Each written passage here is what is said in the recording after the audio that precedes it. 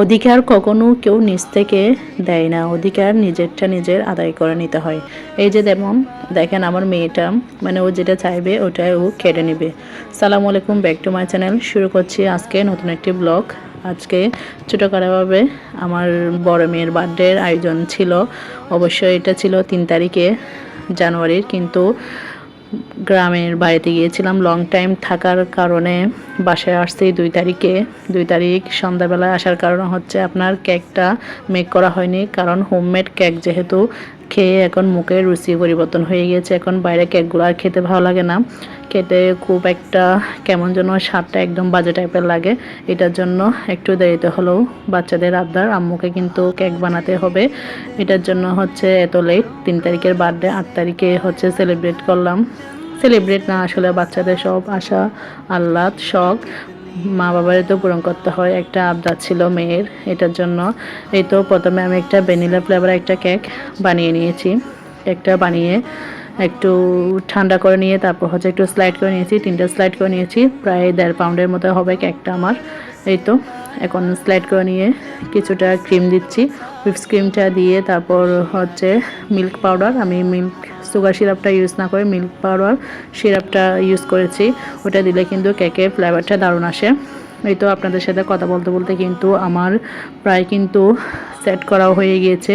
3টা লেয়ার এক এক ধাপে ধাপে কিন্তু একেবারে সেম প্রসেসে একেবারে সেট করে নিয়েছি। এরপরে গিয়ে হচ্ছে আপনার যেহেতু বাসায় কেক বানাই, এটা কিন্তু পরিমাণে অনেকটা খাওয়া হয়। এরকম একটা কেক কিন্তু নিমিষেই কিন্তু 5 মিনিটে খেতে হয়ে যায়, খাওয়া শেষ হয়ে যায়। বানাতে গেলে কিন্তু অনেকটা টাইম লাগে, এক একটা প্রসেসিং করে এটা ফ্রিজে রাখা লাগে। যাই হোক, আপনাদের সাথে কথা বলতে বলতে এই তো আমার মোটামুটি ফিনিশিংটা দেওয়া শেষ। এখন হচ্ছে 1M নোজলের সাহায্যে পার্পেল কালার দিয়ে কয়েকটা ফ্লাওয়ার দিয়ে দিচ্ছি। খুবই সিম্পল, আমার মেয়ের খুবই সিম্পল পছন্দ। ওর হচ্ছে পার্পেল কালার পছন্দ ছিল, ও বলেছিল পার্পেল কালার দিতে, এর জন্য পার্পেল কালার দিয়ে একদম সিম্পলি কেকটা ডেকোরেট করেছি। দেখে বুঝতে পারছেন কতটা একদম সিম্পলভাবে করেছি। এই তো শেষে একটু নামটা লিখে দিচ্ছিলাম, তাকুয়া হ্যাপি বার্থডে, কারণ হচ্ছে আপনার নামটা আমার একদম ফিনিশিং করে লেখা হয়নি, কারণ অনেক দিন পরে আবার কেক বানিয়েছি। এটার জন্য হাতের লেখাটা কিন্তু ভালো করে আসতেছে না, হাতটা একটু কাঁপা কাঁপা হয়েছে। শেষে যেগুলো একটু গ্যাপ গ্যাপ আছে, একটু ক্রিমও ছিল, এগুলো দিয়ে একটু লাভের মতো করে শেপ দিয়ে দিচ্ছিলাম এবং পাশে একটু ছোটো ছোটো বলের মতো করে দিয়ে দিয়েছি।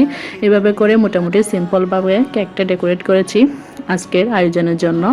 এই তো এখন মোটামুটি আমার কেকটা ডেকোরেট করা হয়ে গিয়েছে। আপনাদের কেমন লেগেছে অবশ্যই জানাবেন। এবং শেষে একটু সৌন্দর্যের জন্য অল্প কয়েকটা সুগার বল দিয়ে দিলাম। সুগার বলটা কিন্তু অল্প দিলেও কিন্তু এটা কিন্তু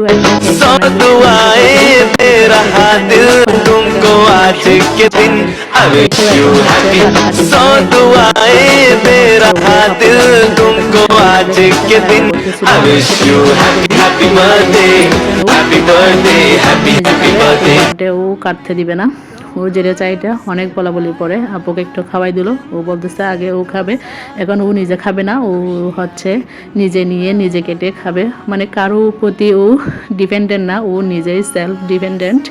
এই তো এভাবে করে ওদের ঝগড়া দেখতেছিলাম আর হাসাহাসি করে ভিডিও করতেছিলাম, কারা কে খাবে। মানে এমন একটা অবস্থা কেক দেখলে, যেমন কি কেউ কখনো কেক খায়নি দেখেনি এই অবস্থা। দেখেন ও আবার নাচ মেরে চলে গেছে, বলতেছে না আমি খাবো না, আমারটা আমি নিয়ে নিয়ে খাবো। এই তো এখন ওরা এক একজনকে খাওয়াই দিচ্ছিলো এবং খুবই খুশি। বাচ্চাগুলোর চেহারা দেখে বুঝতেছে না আসলে এরকম ছোট্ট একটা কেক দিয়েও বাচ্চাদেরকে অনেক বেশি খুশি করা যায়। এরকম ছোটোখাটো আয়োজন করেও বাচ্চাদের মনে জায়গা করে নেওয়া যায়। এই তো ওদের দাদাভাইকে খাওয়াই দিচ্ছিলো, বলতেছিল একটু ছবি তোলার জন্য খাওয়ার সময়। এই তো মোটামুটি আজকের এই ছোটোখাটো আয়োজন ছিল এতটুকু। এই ছোটোখাটো আয়োজন করে কিন্তু ওরা অনেকটা খুশি, অনেক হ্যাপি। আসলে এরকম বাচ্চাদের নিয়ে সবসময় হাসি খুশি থাকতে চাই। আমার বাচ্চাদের জন্য দোয়া করবেন। আমার মেয়েটা 10 বছরে পা দিয়েছে, সবার জন্য দোয়া করবেন। সবাই ভালো থাকবেন, সুস্থ থাকবেন এবং আমার ভিডিওগুলো যদি আপনাদের ভালো লাগে লাইক কমেন্ট করে পাশে থাকবেন। এবং যদি ভালো লাগে তাহলে এটা গঠনমূলক কমেন্ট করবেন এবং আমার ভিডিওতে যদি কোনো ভুল ত্রুটি হয়ে থাকে তাহলে অবশ্যই কমেন্ট করে জানাবেন। এবং আজকের ভিডিও পর্যন্ত, সবাই ভালো থাকবেন, সুস্থ থাকবেন। আল্লাহ হাফেজ।